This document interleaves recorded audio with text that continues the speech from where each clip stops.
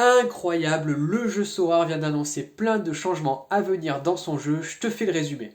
À partir du 27 janvier de cette année, les cartes communes n'auront plus aucune utilité dans le jeu. Terminé, il n'y aura d'ailleurs plus de cartes communes distribuées, il n'y aura plus donc de compétition académie ni de compétition casual. À la place, ils vont tout simplement faire le système de draft comme ils ont expérimenté actuellement, qu'ils trouvent beaucoup plus fun, beaucoup plus engageante pour les managers. Dans ce nouveau mode de jeu draft, tu vas devoir choisir la ligue qui te plaît entre la Serie A, la Bundesliga, la Liga Santander ou la Ligue 1. Et plus tard, ils ont dit qu'il y aurait aussi la MLS. Les règles de cette compétition seront les mêmes que ce que l'on a vu dans la Liga Santander Beta Test. Par contre, il y aura 3 niveaux de progression. Donc au début, tu commences en mode amateur où là, tu n'auras que des cartes gratuites. Dès que tu vas gagner ta première carte limited dans cette compétition, tu passeras en mode semi-pro. Là, tu devras aligner une carte limited qui sera ton capitaine et tu devras aligner à côté 4 cartes gratuites.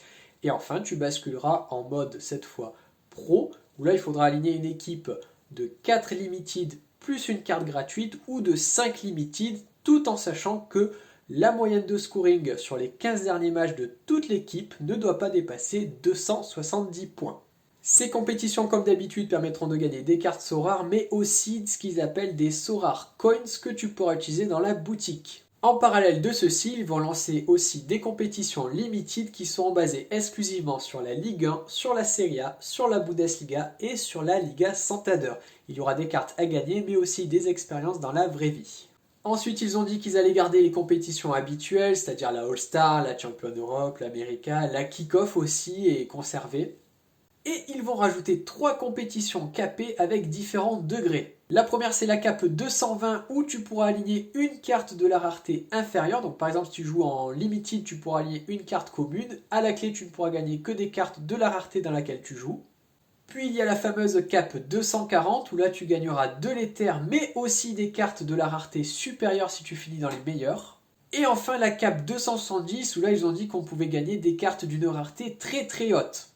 Par ailleurs, ils ont dit qu'ils allaient retravailler la page d'accueil pour une meilleure expérience d'utilisation et la boutique. Bon, ça, on l'avait déjà su au travers de leurs vœux pour 2023. Ils ont dit aussi ajouter des récompenses mensuelles et annuelles dans les compétitions dans lesquelles on va jouer. Donc, ça va nous motiver à être réguliers dans ces compétitions. La deadline pour faire ces équipes ne sera plus de 12 heures, mais de 16 heures heure française. Et enfin, ils ont dit qu'ils allaient retravailler le système d'entraînement des cartes, car aujourd'hui, les grosses galeries passent plusieurs minutes à mettre toutes leurs cartes en training.